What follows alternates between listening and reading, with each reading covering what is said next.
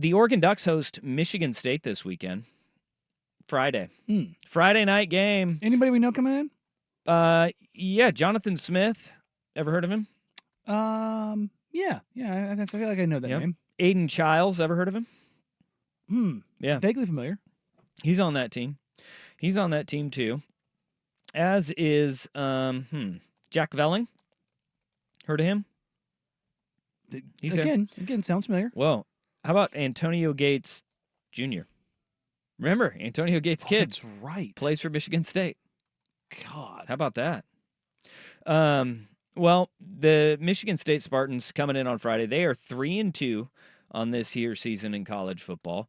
3 wins to their resume: Florida Atlantic, Maryland, and Prairie View. The last 2 have not gone well. They got beat by Boston College on the road and then got drubbed by Ohio State this past weekend at home, 38-7. And we know this about Jonathan Smith. He is a builder, a roster builder and developer of talent. He is also a culture guy that it takes a couple of years. Oregon State saw this. It takes a couple of years for everything to kind of take hold. And they're going through that right now. 3-2 start to your season. That's nothing to shake a stick at.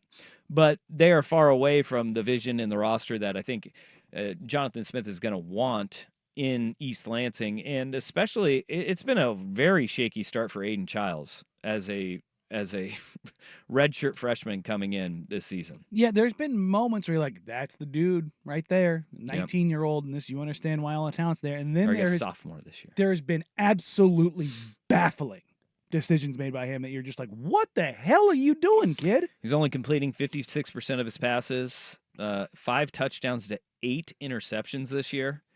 Not quite living up to the billing and really the flashes that we saw in limited time at Oregon State a year ago. Well, Jonathan Smith was asked a lot during his weekly availability, but boy, some of these questions that Jonathan Smith was getting yesterday, I mean, truly baffling stuff. Just listen to this question and the response from Jonathan Smith. You left Oregon State, and obviously Oregon left the Pac-12, and the Pac-12 kind of started imploding and stuff like that. I'm just curious if there's any type of survivor's guilt for the players or the coaches or the programs that have left the Pac-12 and kind of left behind Washington State and Oregon State. And I know that they're obviously playing in different situations now, but do you know what I'm trying to ask? I guess, that conference was a historical conference of champions, and that's painful when that kind of goes away. There is some pride and grit to the 2 great places that are still there, Washington State and Oregon State, and so they play at a high level. They're playing at a high level this year. And so I think a lot of us, I don't know what regret, but just do remember how great that conference was and know how good those 2 universities are. Survivor's guilt? Yeah, no. Does he have survivor's guilt? Well, I love that. Do you know what I'm trying to ask? It's not war. It's not a terrorist attack. Nobody died.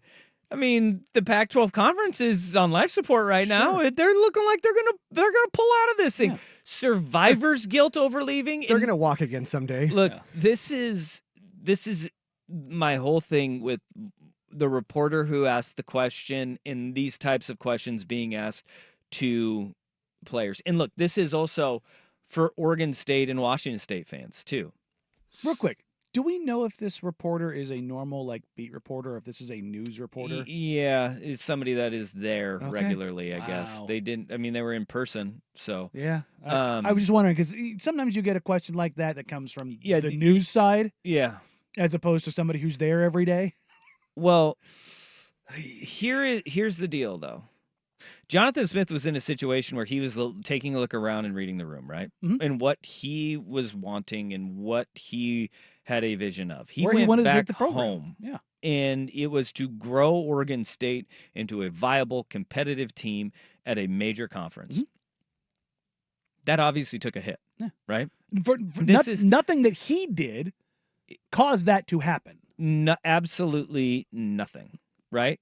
this is akin to that reporter there, like working for, say I don't know what publication she was with because they didn't say it, but say she was with the Detroit Free Press, right? It's a established paper, a great paper. And then the Detroit Free Press goes, yeah, so we're going down to a weekly publication and We are no longer the paper of record. you're not going to be able, our distribution isn't going to be nearly what it has been.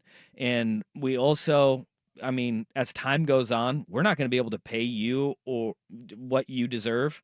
So, you're going to stick around. And then her going, yeah, I'm going to go look for something that can pay me what I'm worth, that has the distribution and is like a daily paper. And do you have survivor's guilt about that? No, you don't have survivor's guilt about it's that. called life. That's what Jonathan Smith did. And I know, and it sucks for Oregon State fans. It sucks so bad for Oregon State fans that this is the way that it went down. He didn't abandon you. He just didn't go down with the ship. It's like, and everybody was looking for a life raft, right? And everybody was looking for survival at that time. And what survival looked like in your career was the idea of being in a power conference, right? And that's why all the other teams after USC and UCLA and then Colorado jumped ship. That's why everybody else went, yeah, we got to find the place that we can have firm footing and we can be in a better situation moving forward. It's the exact same thing that Oregon State and Washington State are doing right now to the Mountain West. yes. Like the exact same thing. And what the Big Ten and the ACC and the Big 12, they were looking at the Pac-12 like Oregon State and Washington State fans are looking at the Mountain West right now, which is we are in a better situation. We can see where the power vacuum is going. Yeah. And we are going to give these other teams an opportunity to have more stability and have a better, I don't know, lifestyle moving forward for your athletic departments. Does Boise State have survivor's guilt over Mountain West? No. No. You're just doing what you think is doing what you think is best for you and yours. Yeah. And there's nothing wrong with that. That is that's a question though. I gotta tell you, like, I heard the response from Jonathan Smith, and he handled that like a pro, as good as you can handle. Better than that. Zion Williamson been asked about Kendrick Lamar. Did you see that? Oh no, I didn't. Zion mentioned the music that he listened to in the offseason, and a reporter down there asked him why no Kendrick Lamar, and he was like, "I'm a Drake guy." Well, no, but it was just like you're gonna ask me and like justify his greatness, tell you like what? And he just got up and walked away. He ended his interview like, of all of the things that Zion has dealt with over the years, particularly around his weight and his health, the question about why no Kendrick Lamar was on his playlist was the thing that like broke him. And I was like, interesting.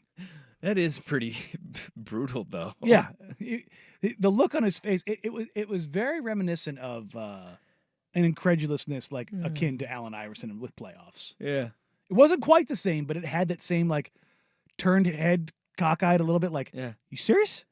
You serious, Clark? And it was just like, I didn't think him walking away was necessarily a bad thing. I just thought it was interesting that that was the thing, because Jonathan Smith could have absolutely just lit her on fire verbally for that. Like, are you kidding? We're playing football, lady. Right. We're not splitting atoms. We're not at war. Yo, where it's going on in the Middle East right now, that's survivor's guilt. Like, he could have really absolutely just lambasted her. And he didn't. He took the high road. Yeah. So shouts to him for that. Yeah. But he was also asked about, there are a lot of coaches that are on this Michigan State staff that were with him at Oregon State and know the rivalry with Oregon. He was asked about that rivalry and how you kind of remove yourself and the staff's emotions because of hating Oregon for so many years. Well, yeah, and again, once the thing's kicked off, you're approaching it as, as a coach of what can preparing the guys, and then throughout the game, you get locked in on the game, and so, and it's not just myself, like you said, we got some other guys with connections to the place and all of that, and once it's kicked off, it's a college football game that you kind of emotionally approach it the same. Yeah, right there. I mean, there is going to be, this isn't going to be like a normal Big Ten team coming in and just being like, hey, new team, really good, top 10. Mm-hmm. They got some hate still in their heart. Once the game kicks off, though, it goes back to normal. It's still there, though. It lingers. You can't put it out. That little flame can't be snuffed out. I appreciate the honesty from Jonathan Smith. Handling it the right way. Yeah, it's there. Yeah. We don't like them. Yeah, guess what? I played at the school that hates them. I coached at the school that hates them. I lived in the city that hates them. It's in my blood. Yeah. Don't have survivor's guilt, though. Yeah. Because I'm a football coach. Yeah. And not a World War II survivor. Yeah. Yeah, the one guy that lives out of the B-17 that gets shot down, he's got survivor's guilt. The coach that goes to the Big Ten, not survivor's guilt. Yeah. Yeah. Oh, this Vancouver Ford text line. Holy cow. I don't think a show could be that far off on realignment. Bray was offered a spot on the raft and declined and chose to stay on the ship. Did he as a head coach? Did he make like literal millions more than he was making beforehand?